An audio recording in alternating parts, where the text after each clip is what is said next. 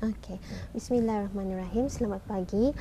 Jadi kita ni selalu mendengar pilih kasih ni pilih kasihnya orang pilih kasih pada anak lah, pilih kasih pada penuntut lah, pilih kasih pada banyak perkara lah macam tu. Jadi pilih kasih ni sebenarnya adalah dua perkataan. Kalau tadi gabungkan jadi satu tu satu perkataan yang membawa satu makna. Yang maksud saya tu membawa satu makna, iaitu seorang yang bersifat bias, bias atau berat sebelahnya kita ni. Jadi apabila pilih kasihan ni, kalau kita ni lihatlah, kadang-kadang kita ni sendiri pun kita ni dah sadar yang mana ia berlaku tanpa kita ni sedari. Mungkin ianya adalah sifat semula jadi, dan ia berlaku di setiap dimensi kehidupan kita ni, dan menjangkau kepada pelbagai perkara yang seperti saya katakan tadi, pilih kasih terhadap orang lain, pilih kasih terhadap jawatan misalnya, pilih kasih kepada ilmu dan sebagainya. Jadi ia sebenarnya pilih kasih ni berpunca daripada orang cara kita ni memilih iaitu apabila kita ni melakukan pilihan. Jadi kalau kita ni memilih, iaitu membuat pilihan, atau kadang-kadang bukan saja atas dasar tani suka-suka, tetapi dimestikan untuk tani buat pilihan. Jadi sebenarnya kalau membuat pilihan ni, kita ni mesti berhati-hati. Berhati-hati dalam membuat pilihan.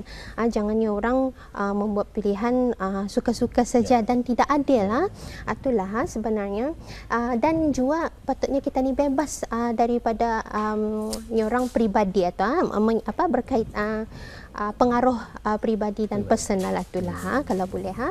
Jadi realitinya sekarang perbuatan pilih kasih ni sebenarnya baik dalam rumah tangga ada juga tu, baik dalam pejabat maupun di arena sosial yang lain. Jadi contohnya kalau di dalam rumah tangga, macam mana dalam rumah tangga tu ada juga tu Tuan Haji, macam melebihkan mungkin melebihkan mertua daripada indong sendiri. Ada je tu. Sehingga indong sendiri merasa berkecil hati. Orang kita ni dah tahu perasaannya macam mana. Jadi lebih lagi kalau mertuanya tu seorang yang ternama dan sebagainya. Ada berkedudukan. Ada berkedudukan. Okey. Jadi dan juga mungkin suami atau isteri ada orang pilih kasih tulak atau poligami tu jangan itu panjang lagi tu. Panjang lagi ceritanya tu. Lain lagi segmennya tu. Tu madu makan madu. Okey. Jadi ni tulak tahap tu kita ni fokus kepada macam orang mungkin suami atau isteri tu memilih dari segi macam misalnya melebihkan temannya ke apanya, atau adik-beradinya ataupun bapa mamanya ke orang kalau boleh sama rata balancekan dia. Okey.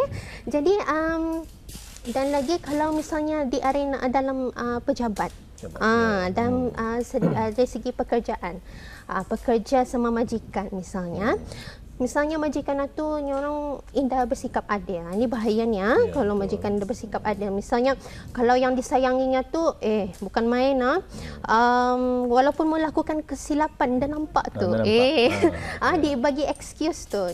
Jadi macam kalau yang indah bukan kesayangannya, walaupun melakukan kesilapan sedikit ditegur dan dibesar-besarkan dan diberi hukuman dan sebagainya. Jadi ini sebenarnya bersifat bias ataupun pilih kasih ini memang dilarang oleh agama kita sendiri dan yang mana baginda Rasulullah SAW pun ingin kita ni bersifat adil itulah. Jadi itulah mukadimah saya panjang je baru mukadimah. Ya. Okey. Ya betul. Kalau kita lihat daripada segi pilih kasih tersebut banyak kaedah-kaedah, bukan saja daripada rumah, daripada luaran, kemudian daripada pejabat juga menyorang banyak kalau kita ni membicarakannya. Ya. Ingin juga kita ni ketahui apa bezanya antara pilih kasih dan prioritize ataupun prioritizing priority. Mungkin ada bezanya. Memberi keutamaan. Memberi keutamaan. Ya, sebenarnya kalau pilih kasihan ni ia more to bias lah. Kalau keutamaan memang misalnya seperti kalau keutamaan kalau dari segi kita ni menjaga anak-anak tu mungkin anak yang seorang ni memerlukan lebih perhatian. Kerana mungkin ia ada kekurangan. Kekurangan mungkin ia sakit. Jadi ia memerlukan perhatian lebih. Jadi priority di sana. Jadi yang sebenarnya solusinya di sini adalah ibu bapa tu mesti explain, mesti menerangkan kepada anaknya, kenapa mama bapa buat macam ni pasal adimu ni macam ni Jadi mesti di explain tu, jangan orang anak tu left unexplained. Ya dia macam mama bapa ni dia sayang aku ni macam tu kan. Ada perasaannya. Ada perasaannya cemburu dan sebagainya. Itulah sebenarnya perbezaan di antara dua tu. Jadi ini this sort of explanation ini pun mungkin boleh kita ni di secara profesional di tempat pekerjaan mungkin ada kenapa setengah daripada bos bukannya pilih kasih tapi mungkin memprioritas ataupun mengutamakan setengah pekerja mungkin atas dasar prestasi dan sebagainya. Ya, itu yes, itu juga. Jadi kita ni sebenarnya mesti menganalisa situasi itu. Indah semestinya ialah tu kita ni kadang berprasangka buruk. Bos aninya anunya suka akunya anda adil dan sebagainya. Tapi kita ni mesti menilai je diri kita ni sendiri what we have done. Apa yang kita ni telah buat. Macam kenapa sampai bos macam itu mungkin. Jadi kita ni mesti menganalisa situasi itu, keadaan itu. Kalau cukup bukti baru orang kalau macam sedikit-sedikit itu jangan terlampau dihiraukan. Just think positif. Berbalik kita kepada sekolah. Macam sekolah memainkan peranan juga. Di mana di dalam sebuah kelas mempunyai kadang-kadang 30 orang murid. Jadinya kadang-kadang cikgu itu kadang-kadang ada membuat satu tumpuan seperti mana tadi Dan Nurul tadi katakan ada tumpuan sesetengah murid itu terpaksa mereka orang melebihkan masa ditumpukan kepada mereka. Ini menjejaskan kadang-kadang murid yang lain.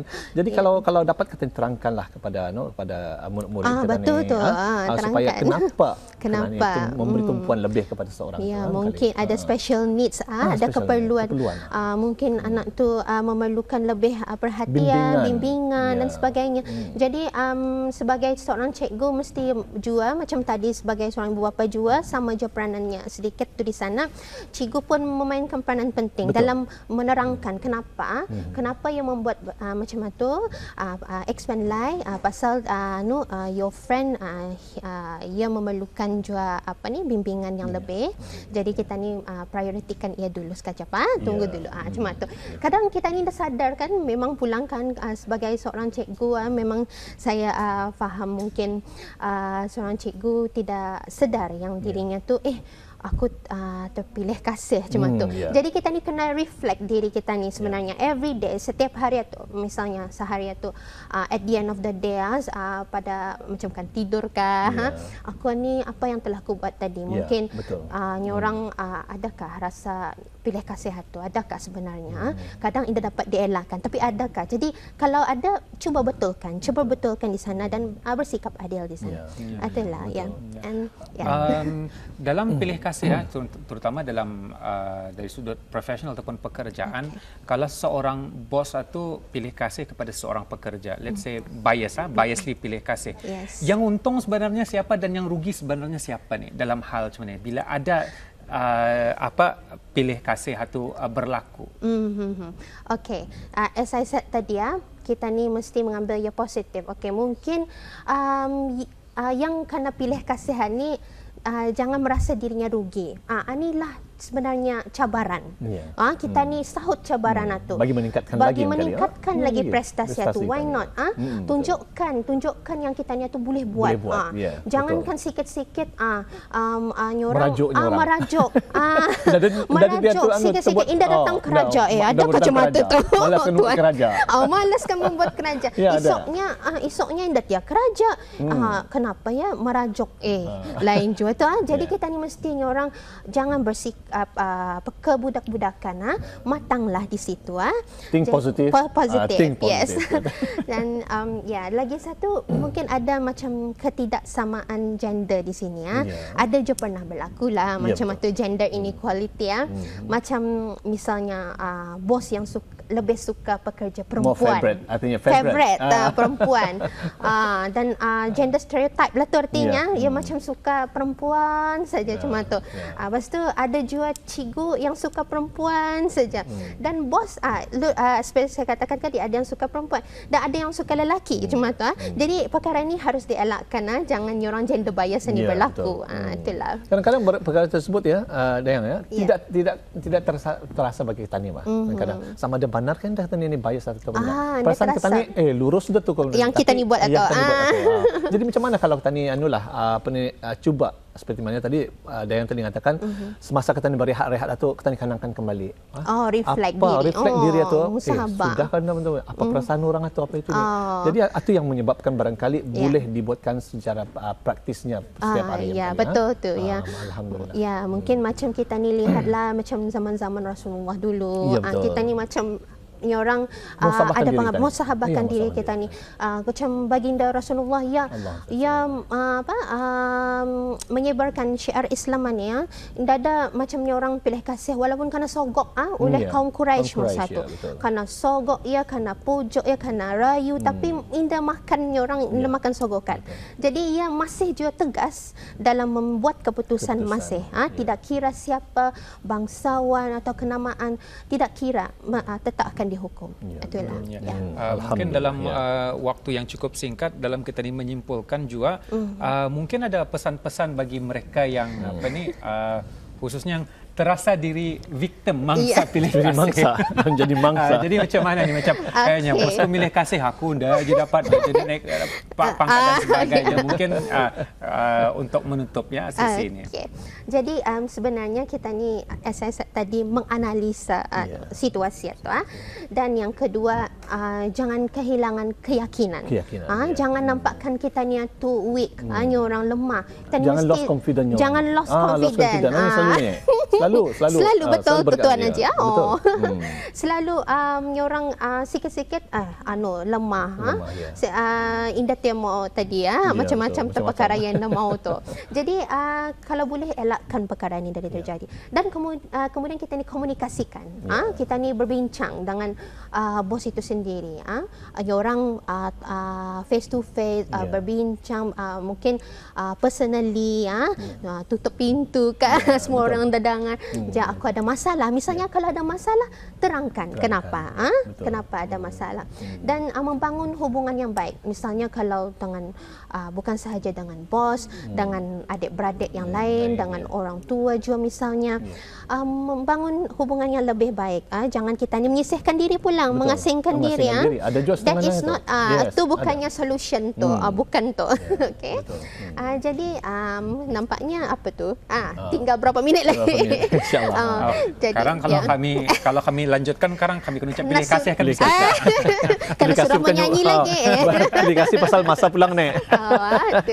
Jadi in conclusion. In conclusion. Okay. So in conclusion, seperti yang saya katakan tadi, banyaklah ingin merangkumi semualah musahabah diri, mereflect diri kita ni.